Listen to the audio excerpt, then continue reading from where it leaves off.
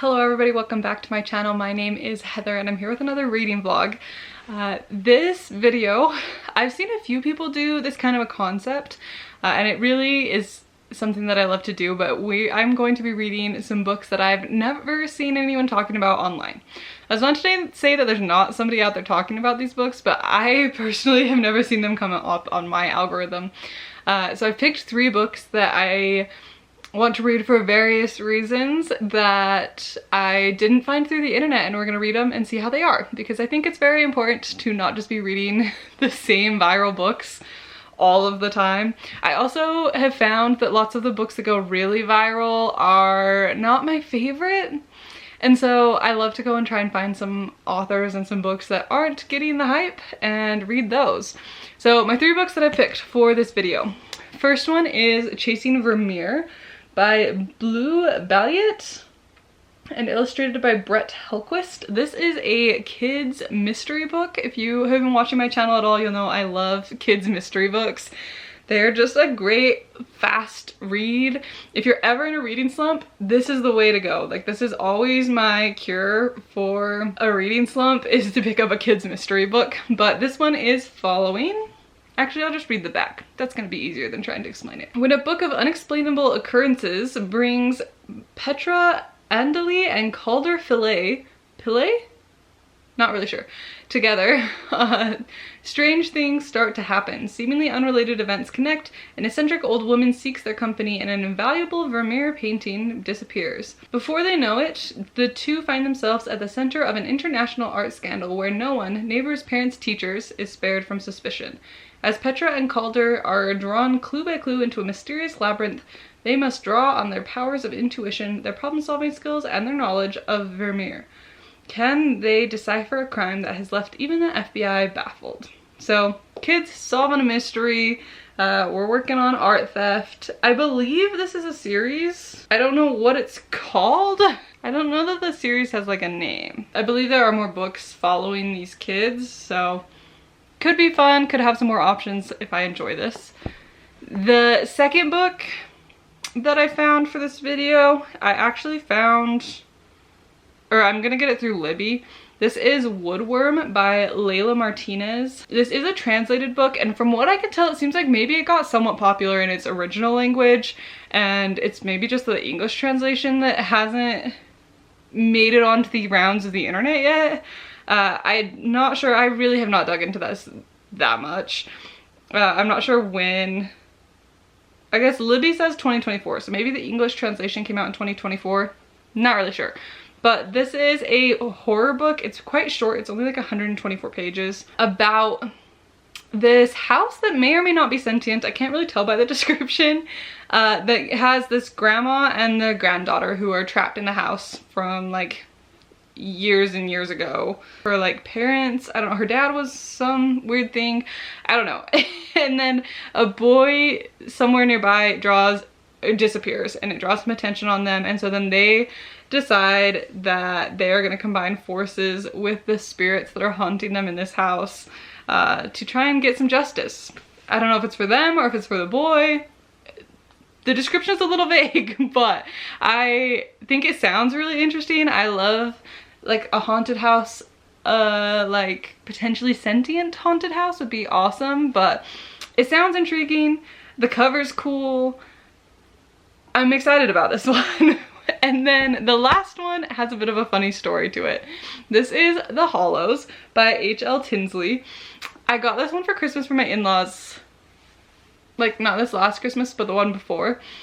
So definitely was well past time that I got to this book. But I had, on my list of books that I wanted to read, like on my radar, I had The Hollows with 2 O's. And somehow, I don't know if it was just like my husband had told them, or somehow something got lost in translation and they ended up finding this book that is The Hollows spelled with an A and an O. And I have no idea how they found this book, because this is like the least reviews I think I've ever seen of a book on Goodreads that I've read. Let me find it. It has 64 ratings on Goodreads. So this is probably my most unknown of all of these books, but I'm interested in this one. It's about, basically there's like the serum that can give you like weird powers, but everybody gets a different power from it. And something is going on with it. There's some kind of secret. People are dying. A little confused. I have started this one. I'm like 16 pages in, so not very far. But from what I can tell, we are following this kind of like little street gang-esque thing that works for the company that makes the serum. And they're kind of like enforcers to make sure that there aren't like other people dealing the serum that aren't like part of the company. And then there's some political thing going on where there's some kind of, I don't know if they're creatures, if they're people with powers, what it is, but they're called the Ald. And one of them just got potentially elected into government, and it seems like a big deal. I don't know why yet, but I believe this book is self-published, so this is definitely my most like out of left field unknown book. But the other ones I'm super excited about too. So I'm gonna obviously start with this one because I've already started it, and then I will update you when I have some thoughts.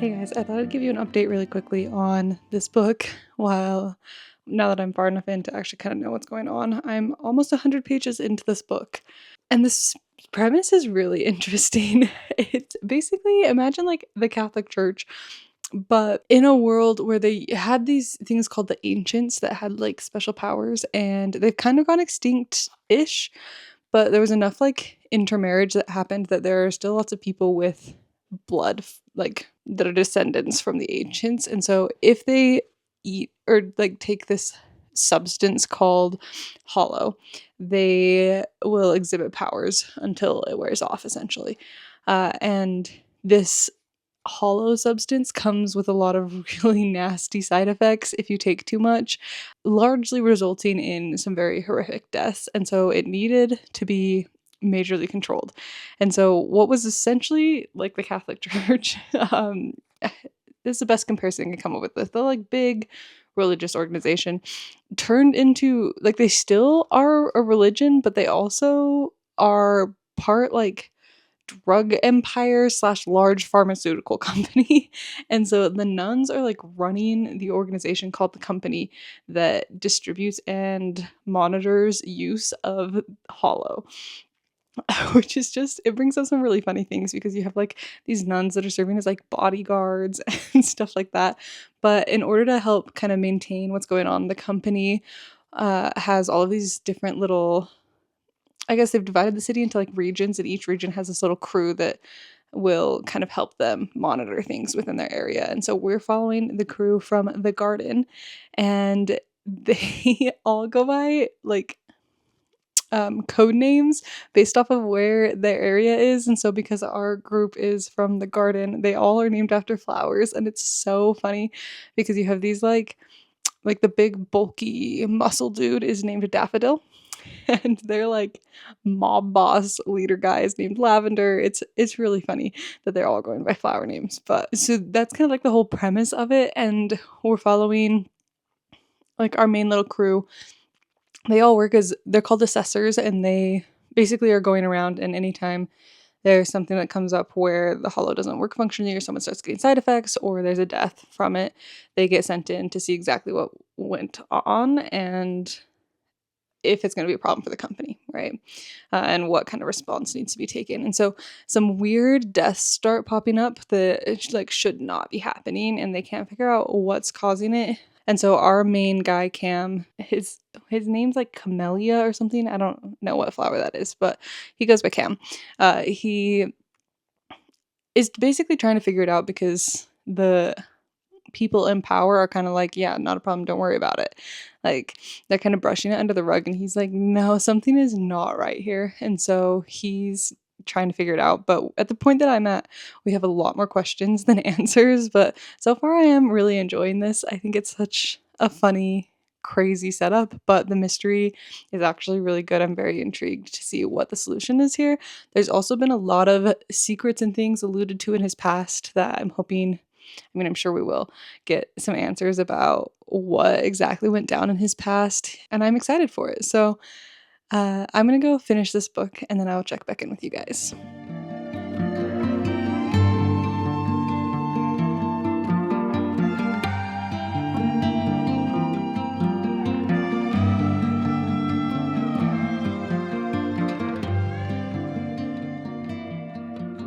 Alright, time for another check-in. I have finished The Hollows. This book was really good, actually. I quite enjoyed my time reading it. This took a very unexpected turn not too long after I last updated you, and the ending was wild.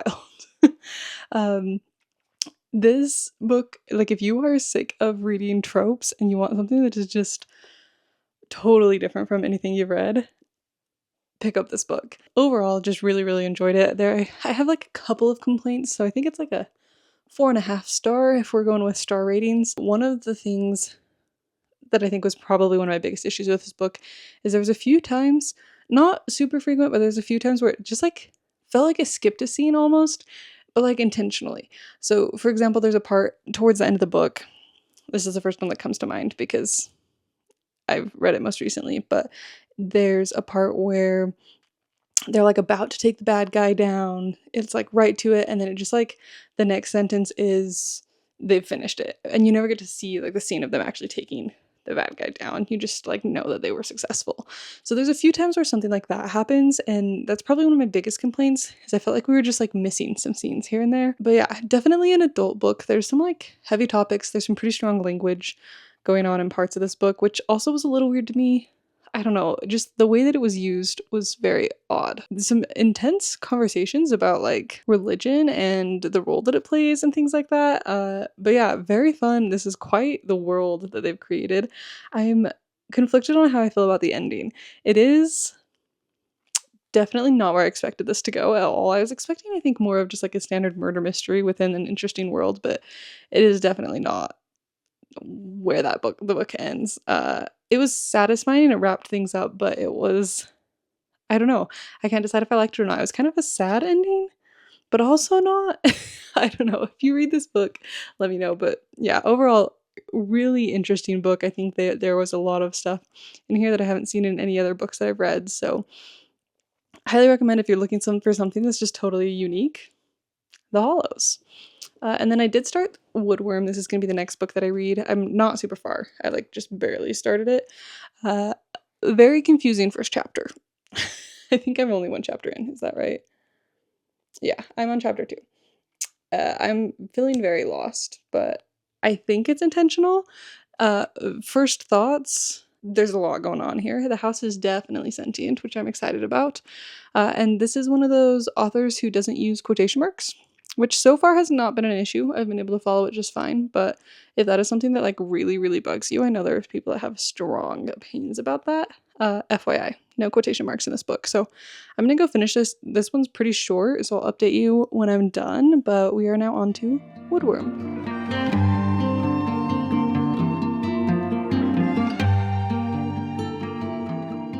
I wanted to give you a quick update. I have finished Woodworm.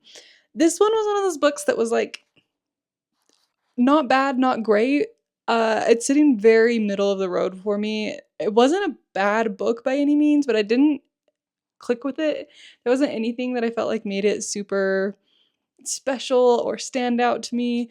As far as being classified as like a horror, which I'm pretty sure is what section I found it in. Maybe I'm totally remembering wrong, but I didn't feel like creepy. Like there was stuff happening. There's a lot of things about like saints and the dead like being in their house and stuff that like I guess are horror elements, but it just didn't feel creepy to me. So I don't know. I'm not really sure what the point of this book was, I think is where I'm struggling with it. Like if it was supposed to be freaky, it didn't really freak me out at all. If it was supposed to be like making a point about something, I'm not sure what that was. Even just the plot, I was a little lost on. So I don't know, not my favorite. It very much so was like a book on, like there was a lot of commentary about how rich people just kind of get away with everything and poor people get kind of walked all over, and about some people who are in the poorer class rising up and getting some payback on some of the richer people in the town, but in a way that they like don't actually know what happened. So it's not like, I don't know, just an odd book. I'm not sure what to make of it. I feel like I'm very undecided on how I feel about this story. So if you've read this book, please let me know your thoughts, because I can't figure out what mine are, to be completely honest. So let me know. It was a quick read, so it like I don't feel like I wasted my time reading the book, but I just don't know that I got anything out of it either. So we are on to my last book now, which should be another very quick read because it's a kid's book, but I'm gonna go read Chasing Vermeer, and I will update you probably once I finish this, and we'll wrap the video up.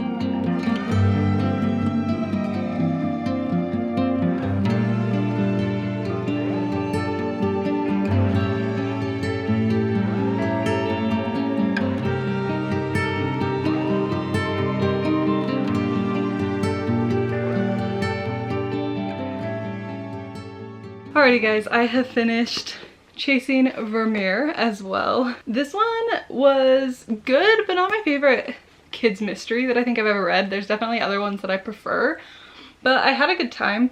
This one was written, like, it was very intentionally trying to get you as the reader to be actively involved in the story. And just in the book. Like, it wasn't one of those books where you're supposed to just like get lost in the story. There's a lot of illustrations, and there's like things hidden in the illustrations that it tells you at the beginning of the book that you can try and like break down the code and go to the website and see if you got the other thing right. Which is fine. And I think it'd be super fun if you were reading with a kid, but it kind of made it so you couldn't really sink into the story, I felt like, because I was just like also keeping my mind out for that.